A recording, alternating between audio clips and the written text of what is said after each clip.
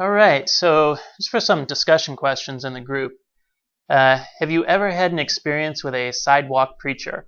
How did the experience make you feel? And I would say this is renewal of mind without soul care. All right. Okay, how about the next question? Have you ever met someone who is genuinely caring but offered little that was distinctively Christian? How did that make you feel? This would be an example of soul care without any renewal of mind. Okay, and so the exercise would be share a time when maybe you were embarrassed about your faith or you had a difficult time sharing your faith, having a hard time expressing yourself. And do you wish you would have responded differently? And if so, how? Okay, here's another exercise. Share something important with your spiritual friend, and this is get you to start thinking in terms of sustaining. So the idea that it's normal to hurt. The sustaining is this is your empathy. This is how you communicate you care, and it can take the smallest gestures. The okay, tell me more. Keeping eye contact. So share something important with your spiritual friend, and for the spiritual friend, for the first 2 to 3 minutes, act uncomfortable, avoid eye contact, pull out your cell phone and check things, look at your watch. And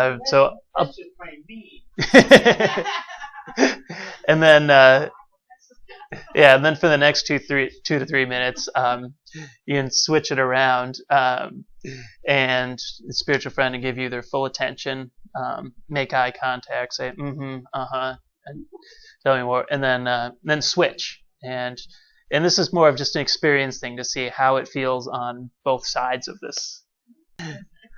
Let's take a moment and just look at a portrait of Jesus as a caregiver.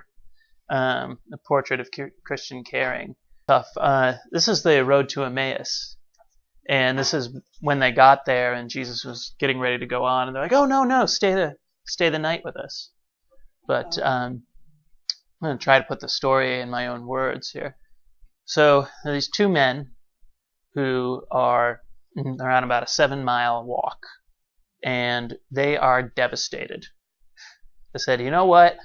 I was just fine beforehand.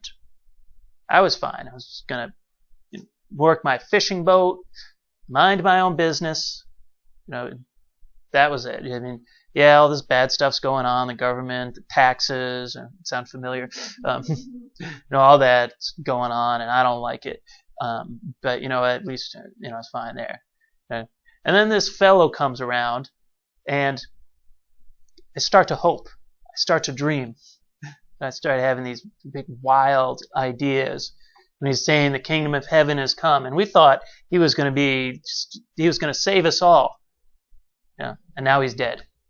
And his friend's like, "Yeah, I know what you mean. I didn't want to follow him. There was something about this guy that was so amazing. I saw him open up the eyes of a blind person. I saw him make a lame person walk. This is really handy to have around." And then he goes and gets himself killed. Okay, forget about it. And then a stranger comes and walks up in the midst of them and then says, "What were you guys talking about?" And they say, do you not know what happened? He's like, "Well, tell me about that." And so they went on and told him the story of Jesus, of everything they had seen, everything they had experienced. And he listened. And he paid attention. And then they get to the end and he said, "Well, don't you also know in the scriptures that it says that the Messiah needed to suffer before entering into glory?" I said, "What?" And so then he went around a little bit more, and explained. He went into the stories of the prophets, maybe the prophecy of like a lamb, he was led to the slaughter. He was pierced for our transgressions. Like, I could have seen that. And they're going and they get to Emmaus and they're ready to go home and he's ready to keep walking their way. And they say, no, come stay with us. And the relationship had gotten so deep at that point. They said, okay. So he goes in, they sit down to a meal. He breaks the bread, separates the bread after saying the blessing. They look like, this is Jesus. And poof, he's gone. And they said, weren't our hearts burning within us during that whole time he was with us? And we didn't even recognize him. Oh. A couple of questions for the group. In what ways do you think, or would you have experienced Jesus exercising the art of soul care, meaning that sustaining or healing? It was normal to hurt, but it was possible to hope. And maybe in what ways did you experience him exercising the art of spiritual direction? It's horrible to sin, but wonderful to be forgiven, or guiding, it's supernatural to mature. And there's no right or wrong answers here. All right. This next part moves into chapter 2 in the book there, which describes God as the cure giver. It says, we are the caregivers, and God is the cure giver. And they use this analogy of farming or gardening. Who here has a garden? Okay, yeah. All right. What do you do in a garden? Weed it constantly. You weed it? Didn't have to water it this year. No. Usually you have to water. Fertilizer. Yeah. You have to plant it. Yeah. Stake it. Yeah. The cages over it. Mm-hmm. Yeah. How do you make them grow? Fertilize them. You can't. That's what Eleanor is saying. But there's I put a quote from the Bible here on this picture of a field with. I was feeling patriotic, so I looked for amber waves of grain, but I put a scripture quote on the top, which says, "I planted, Apollos watered, but God gave the growth." That's in 1 Corinthians. This is St. Paul talking, and he was saying, he's kind of talking about pastoring a community. He says, "I gave you the initial story." The initial teachings, and just did that. Apollos watered. Apollos, he was probably followed him, and he was the one that cared for them and kind of stabilized the church, provided some structure and some caring. He said, but where did the growth come from? Yeah, saying God provided the growth. And so this kind of puts us, what I feel, in like a very good theological place. Because say you're caring for somebody, you are never, ever, ever, ever, ever, ever, ever going to fix the person. That's hard to accept. Don't ever try. Very hard to accept. Oh yeah, yeah. But at the same time, that doesn't mean that it's like, well, there's nothing I can do. Because you are providing the care, you're providing the sustaining, healing, reconciling, and guiding. But really, it's ultimately up to the other person, and it's up to God to work in them. So it's like, we're kind of like maybe putting the stakes next to the tomato plants, watering the, I don't know what other plants, watering the cucumbers, trying to pull up weeds here and there, make sure they don't choke them out. But it's God working in them, and sometimes we bear witness to that. Sometimes we can point it out, but we can't take the place of God. We've got our role, and God has His role. So I was saying here, it's God's job to provide the cure. It's your job to provide the care. And caring exists in all four relational competencies: the sustaining, the healing, the reconciling, and the guiding. I'll say in my life, it's easy to see caring and sustaining, and in healing it can go either way. I've had some horrible experiences with people trying to reconcile in ways that were very uncaring. They resort to yelling and whatnot. I don't spend much time with them anymore.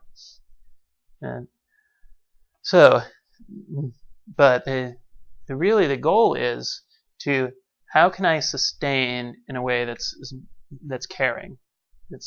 My teacher always used the analogy of climbing in the casket, because sometimes somebody can be in a really dark place. In the years before I went to seminary, I was actually in a place where I was like just really struggling with like who I was, how do I relate to my family, and got to some places where I was really depressed, and go see a therapist and get my head shrunk and everything, and that that provided a framework, that provided caring. He gave a sounding board where I could share whatever I was, and sometimes it was really intense.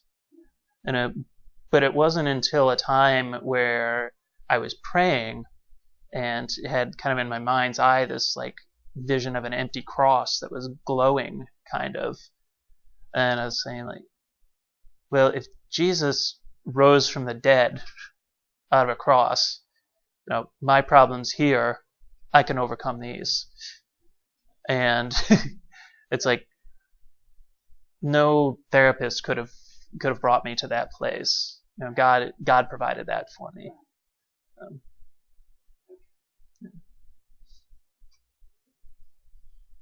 All right.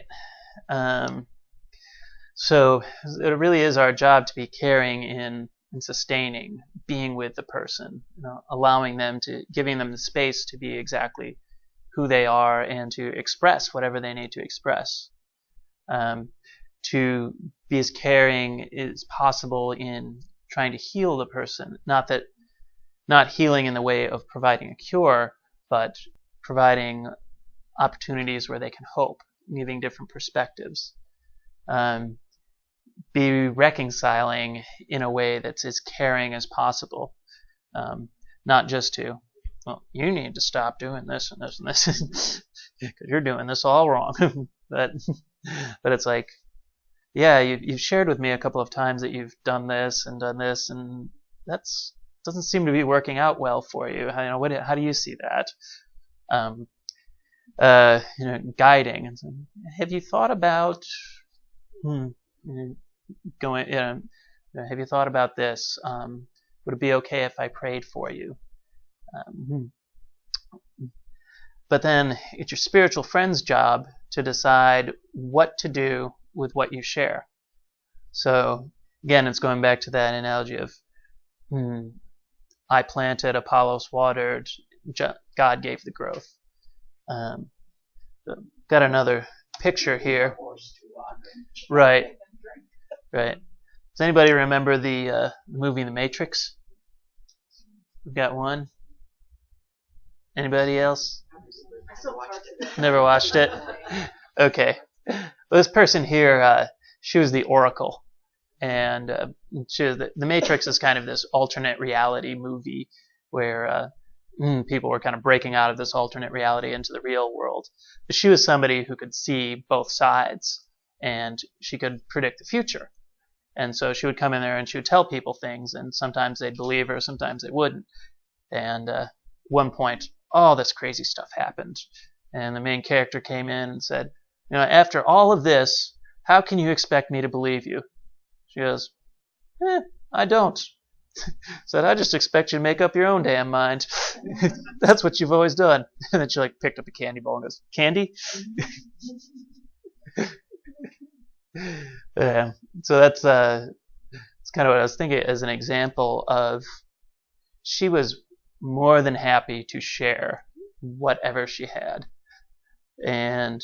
But I want to say, her sharing was not dependent on the people who came to her accepting what she had. She just shared what she shared, and it was up to them. Take it or leave it, and make up your own mind.